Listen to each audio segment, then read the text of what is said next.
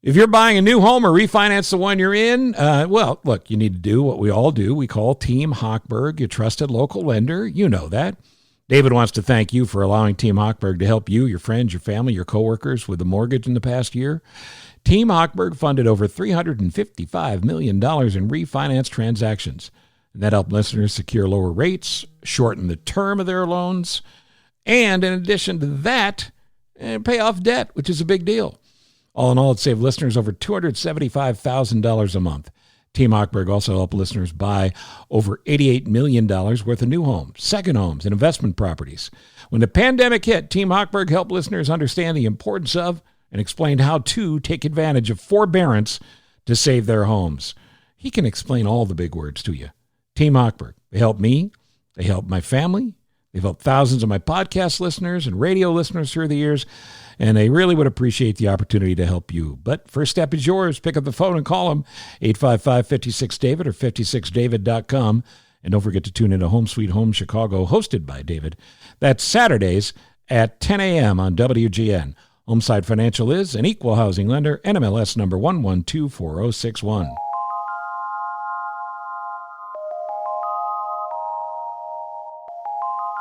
The Steve Cochran Show, and let me pick up the phone. OJ Simpson from Los Angeles. OJ, hello. Hello, Steve. How are you? I'm fine. And yourself? Oh, I'm doing fine.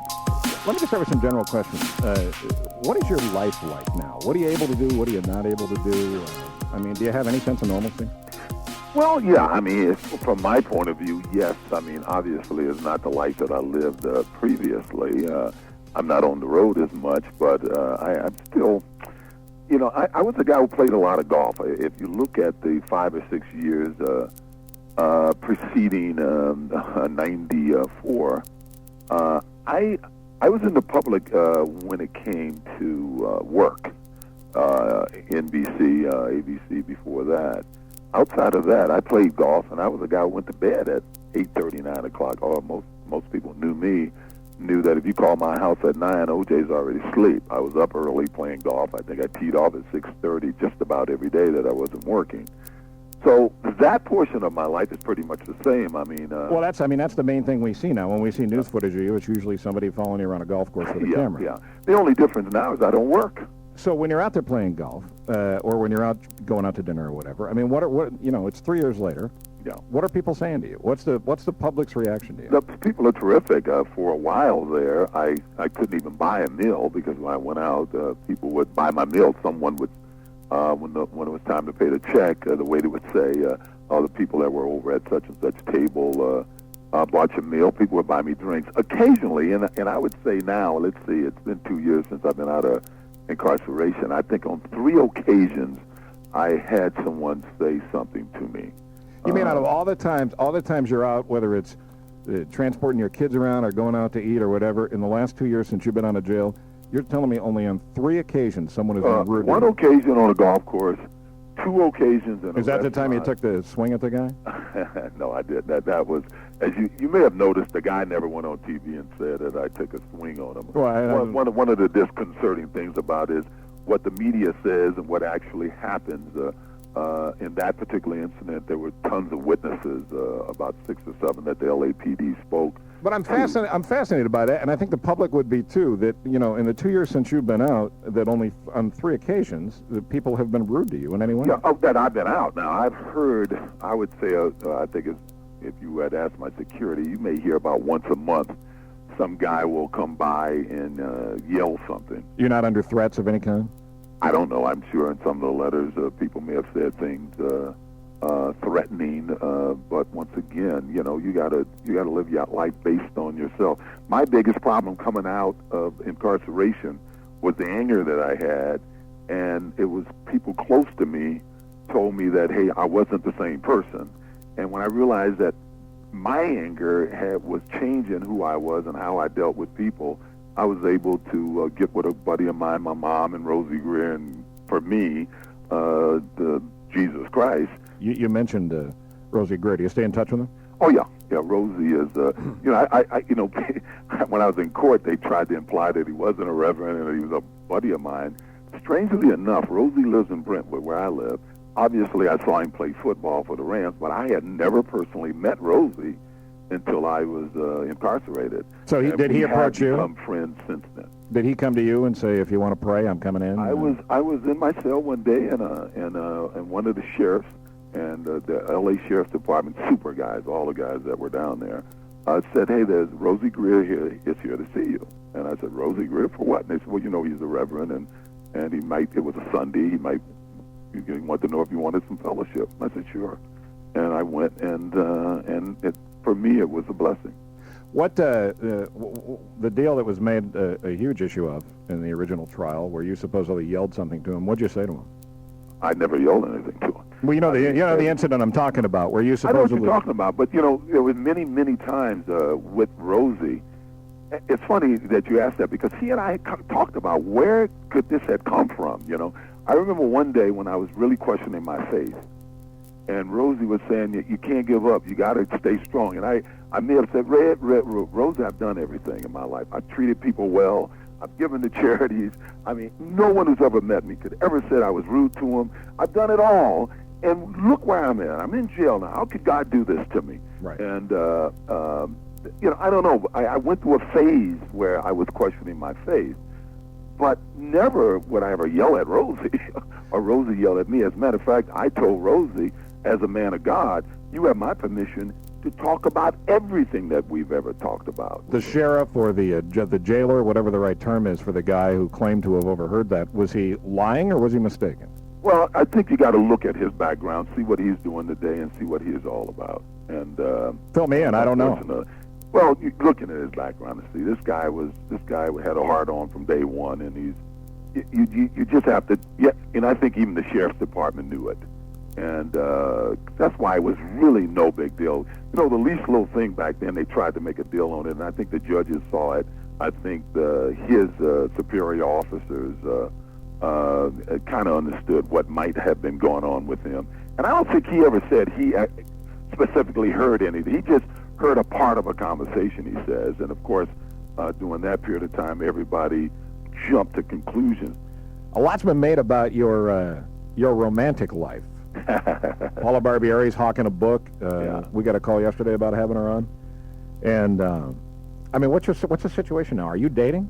Well, you know, I really don't want to talk about my personal life at this time. All right, thanks for being on, OJ. It's been great to have you. No, Steve, but I do take pride in the fact that despite so much that was said about me when I was incarcerated during the trial, that every girl who's ever been involved with me in any way, shape, or form, despite many were offered hundreds of thousands of dollars to say negative things about me, they all were totally supportive and said I was a good guy. So I take some pride in that. Well, I'm not looking for names, but I'm curious about where you meet women, and I mean, do women approach you? Yeah, it's sort of an interesting thing. I mean, I've had discussions with friends about it.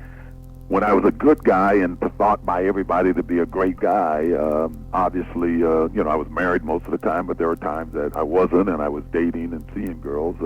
Now it's a lot easier for whatever reason. I guess it's this sort of bad boy, why girls like rockers, I guess, that bad boy mentality. I've met a lot of girls, and some girls, most of them that I've met, obviously, since I don't go many places, I've met outside of my house, and I have dated a couple of the girls that I've met. So when a woman approaches you, and I don't want to spend too much time on this, but this is fascinating. When a woman approaches you, I mean, does she jump in with, you know, you're OJ Simpson, I've always wanted to meet you? Is it like a standard? You know, it's interesting. I think a lot of it is people who say they supported me. And, you know, I've always been sort of a religious guy, and a lot of times that's involved. Do you want to get married again? You know, I think I can't visualize it at this point because I've got 2 kids, and I'm kind of focused on the 2 kids at this point, and I don't know if I have the energy for a relationship, that type of relationship. But I am at heart a married guy. You know, I've been married virtually my entire adult life. I mean, right when I split with my first wife, I lived with Nicole for 7 years before we got married. So I like the institution. So who knows? I hope, I pray. One of the things I've said to my mom is that my biggest fear is that I wouldn't trust a girl enough and love her the way I love Nicole and the way I love Marguerite. And I I hope that changes. Let me ask you about the kids. Yeah.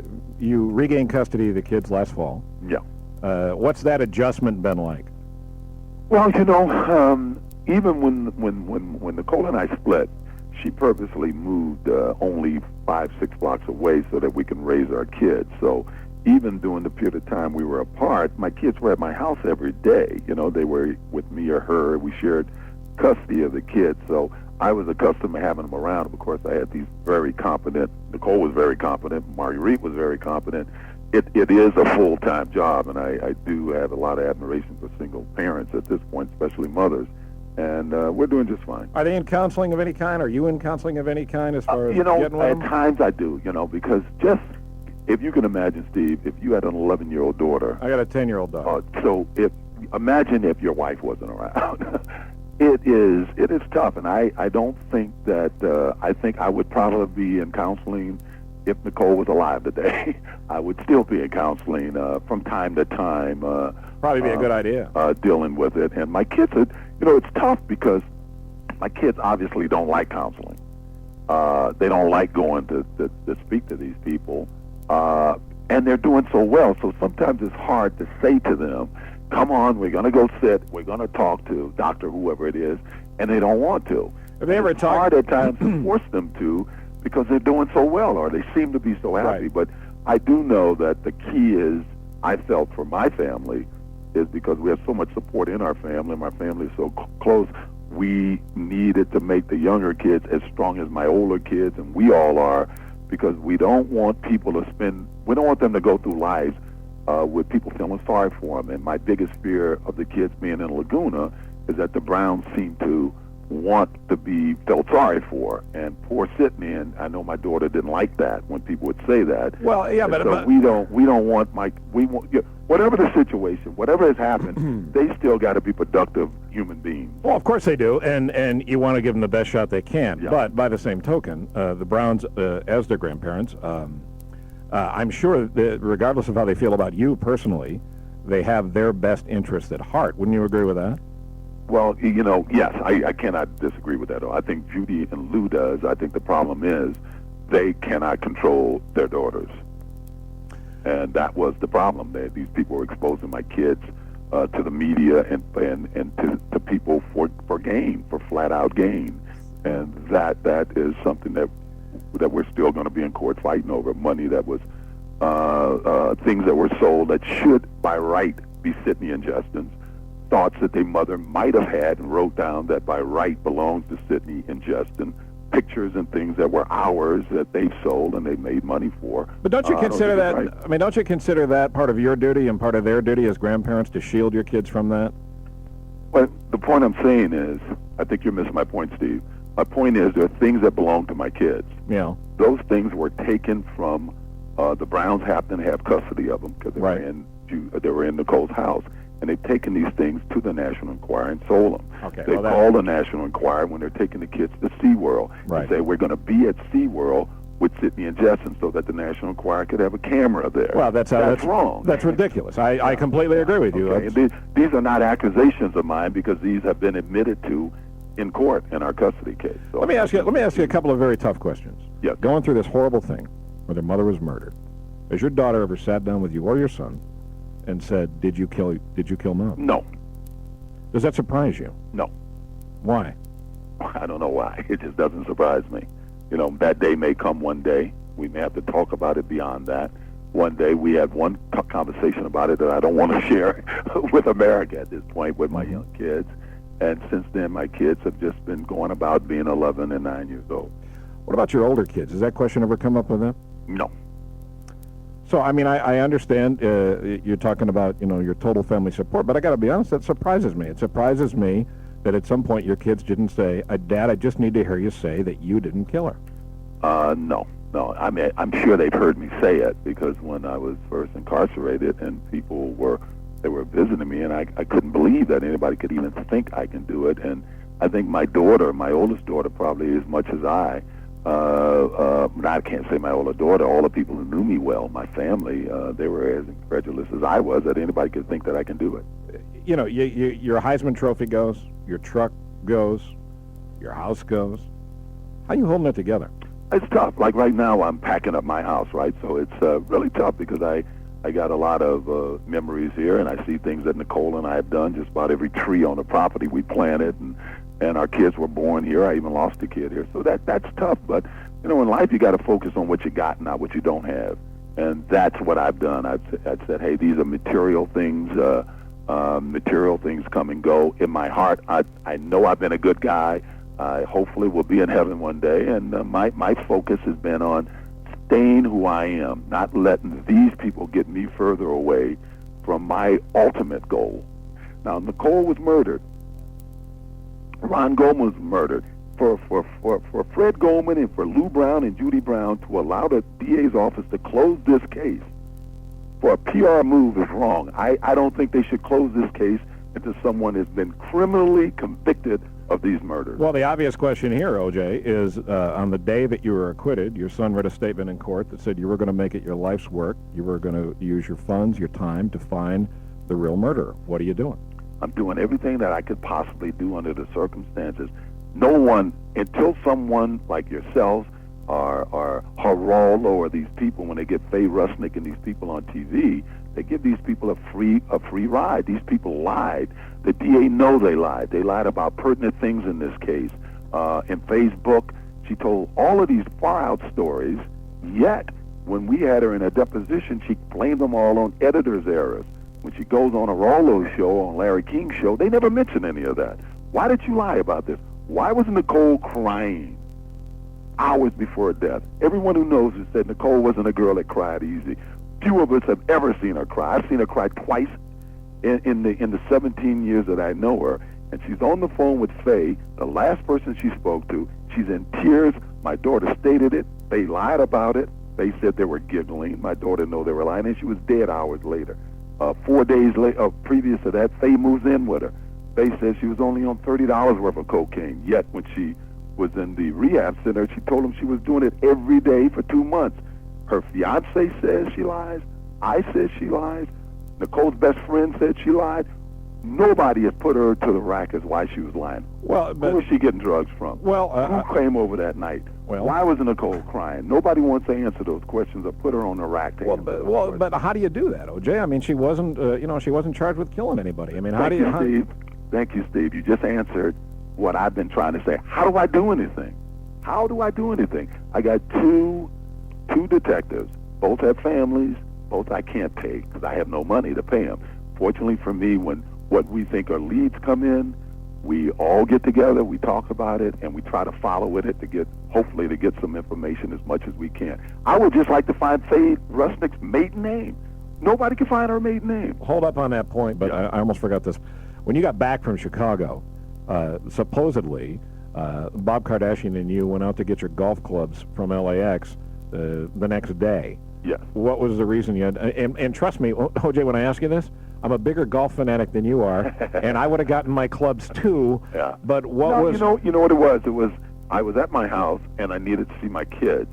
Also, I needed to meet a guy that I was considering being a lawyer. Plus, I was still, I guess you got to say, in shock. You still don't. I mean, even today, I don't know how I reacted because you don't know what to do. So I had to sneak out of my house because it was like Troy outside with the siege of the media. We met the lawyer. Then he said, "What do you want to do?" I called and found out that my kids hadn't left yet, and I said from Laguna. So I drove. I said, "Let's go by Nicole's house." Why would I want to go by Nicole's house? I don't know. I just wanted to go by Nicole's house. Okay.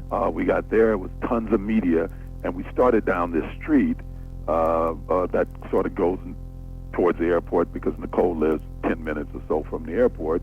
And I put another cell call into my buddy Al, who was bringing my kids up, and they were still 40 or 50 minutes away. Well, I've been a guy who always moves. I like to move. I drive when I'm thinking and stuff, and we're just driving. He said, "What should you do?" I said, "Well, I could pick up my golf clubs." And we picked up. So you're saying you just clubs. used time you had on your hands. There was no necessary urgency to go get your golf clubs. There was no urgency. He was on the way. There was nothing to do. Because the obvious, the obvious story that's gone around is, maybe you had a knife in the golf club bag that you wanted to hide. Well, I mean, obviously you've heard that story. I think logic would dictate if I had committed these crimes, I certainly would have gotten rid of any kind of weapon between leaving for the airport that night and coming back the next day. I certainly wouldn't have left my golf clubs with the guy from Hertz who had it in Chicago when I could have taken a plane another half hour later and had gotten it if it was of that much concern to me. Plus, once they finally got the golf bag, they went through it all and found that there was no blood anywhere in the golf bag. I don't think you can wash out blood out of leather. No, but in any event, it was just, once again, I thought it was much like the Louis Vuitton bag thing, much to do about nothing. Al Collins, what's your relationship with him? He's still, as he has been for the last, I would say 35 years, my best friend. Let's talk a little bit about money. You mentioned before you don't have any. Do you have any plans to get a job? Can you get a job? What's the status there? Well, it's tough. It's really tough. I certainly don't. We had the emancipation some 130 or so years ago, and I don't plan to work if I have to give whatever income I have to someone else. Is that the deal? If you go out and get a job now, all that money goes to the Browns or the Goldmans? I think they can attach something like 10 to 30% of it. But what am I going to do? I mean, am I going to sling burgers or, why not? or anything? No, but I'm serious. I mean, if it came down to that, why not? Because I don't have to. Well, that's my next question. I mean, what are you able to support you and your kids on? Is it the pension? Yes. I grew up under the Joe Louis thing. That he was the guy that made all this money and he was broke. So I was a little paranoid about that. So over the years, where maybe other guys were spending all their money, I was making plans that if I ever got injured one day or was, became incapacitated in any way, shape, or form, I wanted to make sure that I would be able to support my kids and hopefully help my other family members out. So early on in my life, I sat down and did some planning and put money away in a pension fund, and I never expected it for this to happen, but thank God, the Lord had helped me prepare. Thank you. Sports memorabilia is a huge business. What do you do? I mean, can't you? Is that something you can do? Well, that is something that I've been doing. There is, we had a.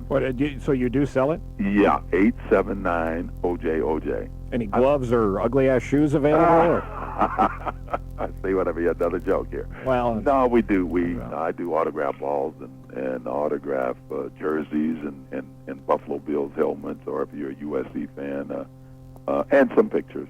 You talked about how when you were in jail, the L.A. sheriffs were great guys. Was that right? I think they were terrific. They kept me sane. It's again. I mean, the image that I think the general population has is that the police in L.A. were pretty fond of you, and you had a buddy kind of relationship. And then obviously over the course of the criminal trial, when they were held up as guys who fixed the case or attempted to fix the case, obviously you wouldn't be number one on their Christmas card list. Yeah. Do you understand the irony there? I mean, what you like the police, you don't like the police. You can't paint a broad brush over anyone in New York.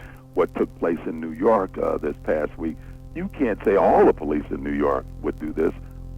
Some can't. I've had, and I have 9 witnesses here. Guys who were security guys on me here. I would say after about 6 months, I was home. The first 3 months, I didn't stay here to Rockingham. I came home at about 3 more months, 6 months after the trial, on 3 separate occasions. I had my security guy come in and say, OJ, there's some police officers outside want to see you. And I'm thinking, what's going on? And I walked out front, and one day there were 2 black and whites with 4 LAPD officers. 1 black guy, 1 Hispanic person, and 2 white guys shook my hand and told me, you just hang in there. There's a lot of us that support you. We can't say anything publicly because we get tagged. I assume tag means they get the crappy jobs and they never get promoted. I played golf in this town with LAPD officers since I've been out of incarceration who have been very supportive. It's not all LAPD officers. So as far as you're concerned... And we tried to be specific in the officers we thought did things wrong in our case. 2 of them have already been branded liars, 1 by a judge, and I think 1 the public knows. We were talking about Nicole a few minutes ago, and again, I don't want to stray really too far from that. In the civil trial, this was probably more prominent a news story than the criminal trial. Did you ever hit her? No, I didn't. I never intentionally hit her. You know, that's a very interesting thing because what happened on a New Year's when we both were celebrating, we got very physical with one another.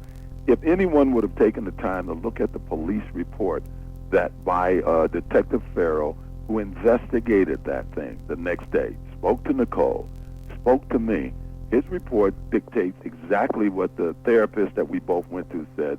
This was an isolated incident. The thing that you heard there was nothing to hear on 911. What you heard on 911, and this is once again is where the public gets confused.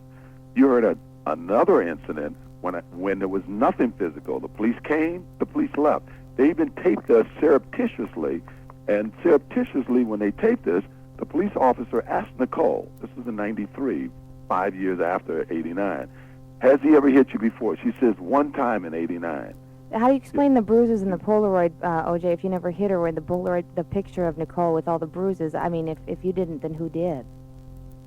As I've stated under oath in court, we got very physical. We were on the floor. We were against the wall. I mean, it wasn't like I can grab. Nicole was a very physical person. She took judo. She took everything. You can't, if your boyfriend tried to get you out of your bedroom and you guys got to tussling, the chances are you both may end up with some bruises. So you hit yourself? I mean, did she hit the wall? Have you ever wrestled? Yeah. No. If you ever wrestle, the point I'm saying is I've never made an excuse back then, and I'm not trying to make one now. I've always said I'm totally responsible for those bruises. I said it that night. I said it the next morning to the deputy. Whatever bruises she has on her, I am responsible for her. Right. I'm the guy that physically fought to get her out of the room. We were on the floor. We were against the wall, and I got her out of the room. If I'd have punched her once, and I think anybody who's listening to this with any common sense, if I'd have punched her once, we wouldn't have wrestled. If I'd have punched her once, her eye would have been swollen. She would have been bleeding. Greg's on the phone. Greg, your question for OJ Simpson. Yeah, OJ, I was just wondering, what were you thinking as you were driving around in the Bronco with the gun and the cash? I mean, that doesn't seem to be the act of an innocent man. Well, I think what was mainly on my mind is I was in so much pain. I really wanted to stop the pain, and I think if I could have ever gotten to Nicole's grave, I probably would have, I probably in my mind was suicide. I mean, I was that weak. This person that I had loved for 17 years was dead. I had trouble coming to grips to that. My kids didn't even cry. They were like happy, and I knew that they would never see their mother again. Then I got blamed, and I was in so much pain. They had put me on some medication. I wasn't a guy other than pain medication that was into, emotional type of medication that I've since found out that when you first start taking it, it makes you a little more emotional before it takes effect. And to be quite frank, I told AC, take me to Nicole's grave. We went to Nicole's. We didn't drive around as you worded it. We drove to her grave. The police were there. We couldn't get to the grave. We parked at a place.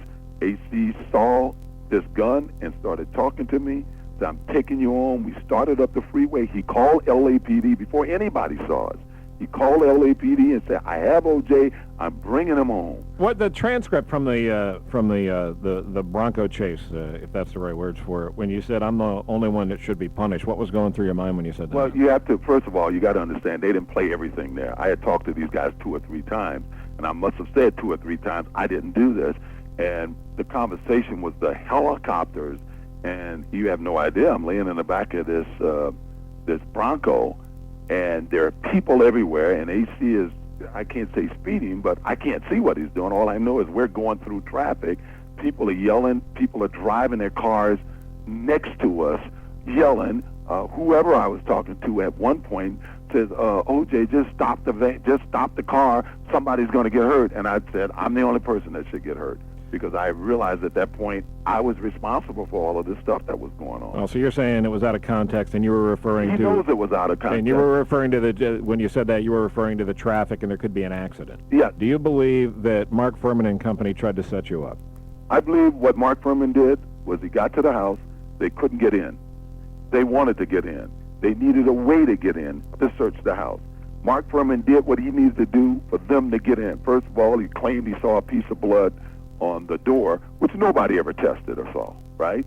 On the steering wheel was a spot of blood that was what they call a 4 allele. I guarantee you, if you check Mark Furman or Van Adder, one of those guys got a 4 allele.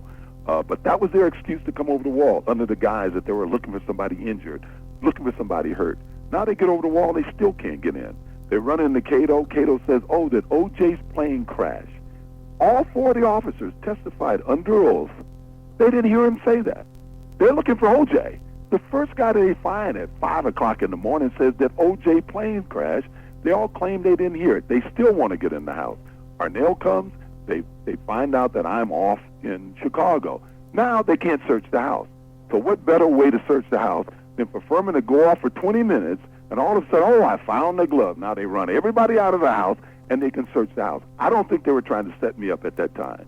I think they were trying to get in my house and search my house. Well, that's that's the only reason they did it. Well, there you go. Then it snowballed. And nobody saw anything and nobody knew nothing. Let me get Tracy on. Tracy, you're on with OJ Simpson. Hi. You've insinuated that the different verdicts, criminal versus civil, had to do with the racial composition of the juries. Don't you think it had more to do with the sideshow antics pulled by your criminal attorneys that took the focus off the issue of your guilt or innocence of the murders and made it a black-white issue? Well, first of all, I don't think they made it a black-white issue. I think that came up. I think Furman made it a black-white issue from day Yeah, but your one. attorneys brought Furman into the case. Of course we brought. My attorneys didn't bring Furman in the case. Furman brought Furman into the case. Furman was off duty.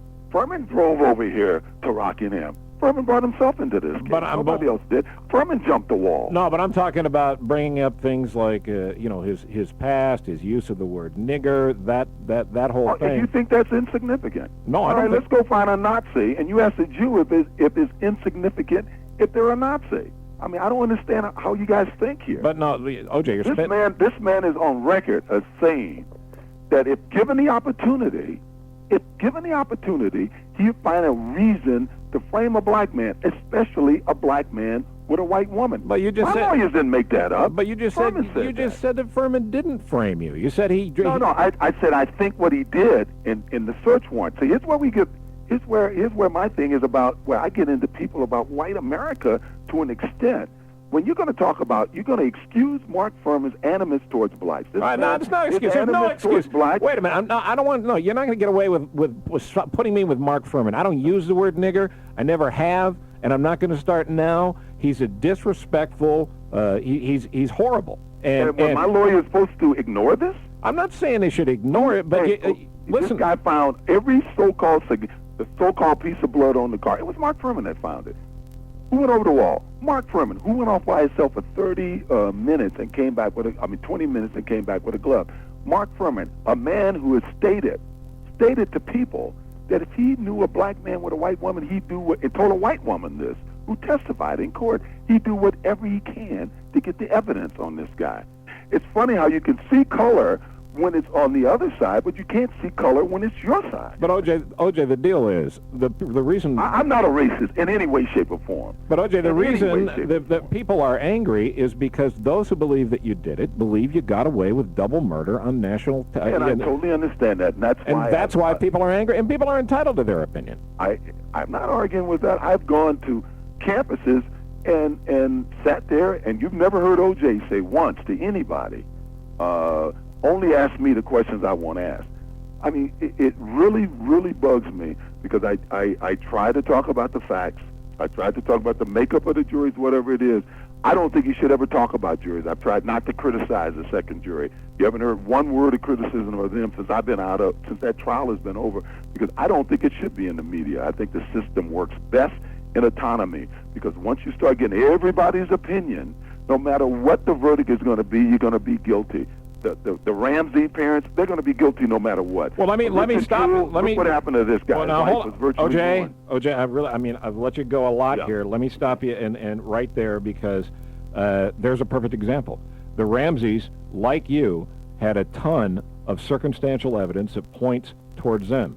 There's nobody black in that case. Yet, if you were to go by media accounts, certainly everyone that reads about this case and follows this case believes that they, either the mother or the father, one of them or possibly both of them, were involved in that little girl's death. Well, I disagree with you, because I got to know a lot of people that don't believe it. I don't believe it. I don't see how any Christian could just believe it, because I don't see how anybody could think someone would kill their kid. Well, it We know it happens, happens, OJ. It happens but every day. I know it happens every day. I've seen those people. I guess I made a value judgment. I see two intelligent people. They're not in squalor somewhere. They don't seem to have any, I don't know. In my mind, until somebody proves to me beyond a reasonable doubt, those people should be given the rights that any other American should be given, presumed to be innocent. Let me. People will go on TV and say, "Oh, I think they're guilty." You don't know anything about these people's lives, and you think you know the evidence. Nobody really knows what the evidence is in this case. You know what the media has told you to this point. Who killed your wife? Who killed Ron Goldman? I think the answer is in the life of Faye Rusnick. But I mean, you've been out for 2 years. You had a year to sit in jail and go through all of this. If you're an innocent man, and then logically, if I'm you, I sit around every day trying to figure out, even if I can't afford to do anything about it, I sit around every day and figure out who did it. Who do you think did it? First of all, wrong. You don't do it every day. You do it as much as you can do it, and then once it starts consuming you, you look at two kids and you say, hey, I got to start dealing with these two kids. Fair enough. I sat around with Nicole's friends. I sat around with detectives. We've sat around and we've gone through this as many times as you can go through it until until you people in the media start nailing Faye Rusnick. I'm telling you, you start nailing this woman in my heart, in my soul, in my entire being. I know the answer to Nicole and Ron's death is in the world of Faye Rusnick. Okay, but give me. I know it has to do with them drugs. I wasn't around these people. Okay, but give me a theory. In my belief, in my mind, Faye owed some money. Somebody came to Nicole's house for money. Nicole was crying on the telephone. I know this about Nicole. Nicole is a confrontational person. Throughout our life together, I think if we had time, we can get specific. Nicole is a person that if somebody showed up at that house looking for Faye or looking for money, Nicole would say, get the hell out of here. Get out of here, my friend's in a rehab, and you're da-da-da-da-da, and there's people you can't talk to like that. A couple of final things. Recently, Jennifer, you were telling me that you saw, was it a psychologist on CNN, who was talking about your supposed mental state. When somebody gets into a car accident, they have trauma, they forget. When somebody is in Vietnam, in a war situation, they can be involved in trauma and forget. Is there any chance that you, and I'm asking this as a question, killed those two people and literally don't know that you did it? Heck no. Absolutely not. Have you thought about that? No. Never crossed your mind? Never crossed my mind at all. As one woman said, how can you put your head on your pillow? You know, people who know me, everybody that know me, even people who might think that I could be guilty right now, would say they've seen me agonize over getting on a plane and not signing an autograph for some kid, you know, because I'm rushing through the airport and, oh, my son signed his autograph. If I kill these two people, there's no way I could live with myself. The reason I'm able to run around with my kids and be the way I am, because my trust is in my innocence. I'm bold and I'm resolute, because I didn't do anything wrong. It's fascinating to talk to you. Hey, well, guys, I want to say I enjoyed it. You can imagine it's not a subject that I talk about often, and I do get emotional. My kids are motherless. A woman that I loved is dead. I was accused of it. I can tell you on my life I didn't do it. And I just want people to open their minds. And what you did to me today, the questions you have for me, I think we should be demanding when Geraldo and Larry King and some of these other people on the show, tell them to be as open as I am. Well, I feel like we gave you a very fair forum, and I want to give you a couple of observations quickly. I am surprised that there weren't a lot of calls from people saying that they're pissed off at you that you killed Nicole and Ron. That surprised me. That surprised me about the number of calls, because there wasn't a pre-screening effort. We put up the calls that came in. And I also have to say, after talking to you, I absolutely believe that you believe he didn't do it. I absolutely believe it. And I hope for you that you are able to be the best father possible.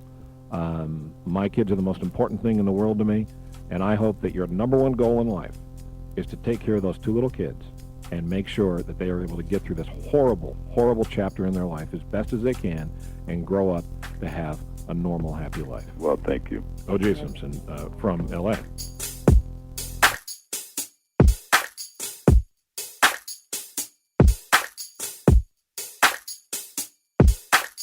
Thank you for listening to Live from My Office, a service of Monkey Run Productions. all rights reserved. The podcast is hosted by Steve Cochran, and it's mixed, edited, and produced by me, Ross Cochran. Support the show by subscribing wherever you're listening and by telling your friends about it. Follow Steve on all social media channels, including Facebook, Instagram, Twitter, and LinkedIn. And make sure you check out this episode's show notes for relevant information discussed during the conversations. You can also email the show directly at thecochranshow@gmail.com with any questions or comments. And that's the best place to tell us about your favorite nonprofit so we can make sure we mention them on the next episode. Steve is available for corporate speaking gigs. He would love to MC your event. And occasionally, he's funny. Thank you for listening. Head to cochranshow.com for more.